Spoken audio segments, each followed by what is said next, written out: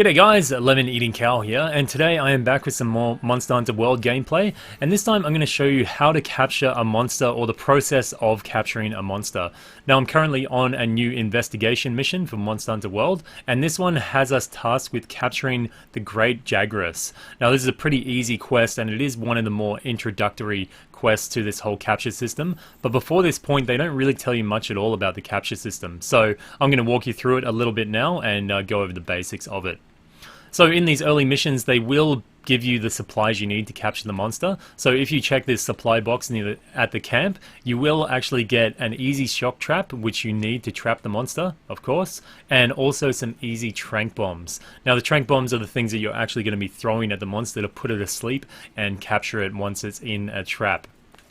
If you are doing this a bit later on in the game and you need to find traps, or they don't supply you with traps, you may have to actually make them before you go into the mission or while you're in the actual mission. So to do that, you come into your options menu and go to the crafting list, go across to the traps menu, and on your third tab you'll see that there is a pitfall trap, a shock trap, and these two can both be used to trap the monster. And then once they're trapped, you're going to want to throw tranq bombs near it. Now these tranquilizer bombs will put the monster to sleep, and that what allows you to catch them. So on missions that don't provide you with the materials, you will have to make it yourself. So the tranq bombs are pretty easy to make. It's just a sleep herb and a parashroom, which you can find pretty much all over the ancient forest. So when you're trapping monsters, you have to actually get them to a state where they're tired or vulnerable and they want to run away. Now it's very important that you don't do too much damage to them while they're running away, but you should get a pretty easy to spot indication the monster is tired. So at the moment you can see he's running off with quite a bit of pace, but once they are tired you'll notice a very visible limp on the monster. Generally too, when you're getting them to a spot where they have taken a lot of damage, they will also show physical scars and kind of like wear and tear on their bodies as well, so that's something to look out for. As you can see now, I've hurt the monster enough that you can see it visibly limping there. He's not going as fast as he was. Now it's very important at this spot that you don't really put out too much damage on the monster. You can see he's got a poison tick on him, but it's not going to do all that much damage. So when a monster's in this state, it'll retreat to somewhere that it can either sleep or it will go somewhere and eat to try and regenerate its health.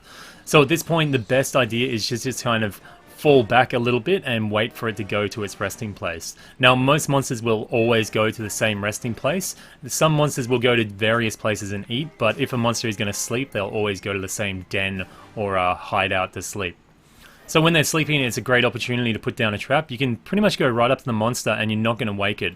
As long as you don't hit the monster or do any damage to it, then this is going to be a great opportunity to trap it.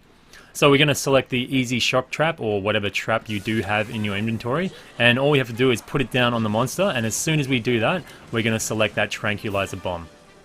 So there he's in the trap, and we're going to throw down 2 of these easy tranq bombs, and that's it. Now we've captured the monster. Now you're going to notice that you can't actually carve off it. We're going to get bonus materials and bonus research points for actually capturing this monster. Cool little detail about this is that if you come back to the bottom level of Astera, you will actually find the monster that you've just captured here in the little enclosure. So a cool little touch there. I know this was a pretty basic guide, but hopefully it helped out some newcomers to the Monster Hunter series. If it did help you out, please leave a thumbs up. If you got any comments or suggestions, then leave them down below. And if you haven't subscribed already, then make sure you do so, because I will be doing a whole heap more guides, and they'll be getting more advanced as we go. But until then, this has been Lemon Eating Cow. Moo!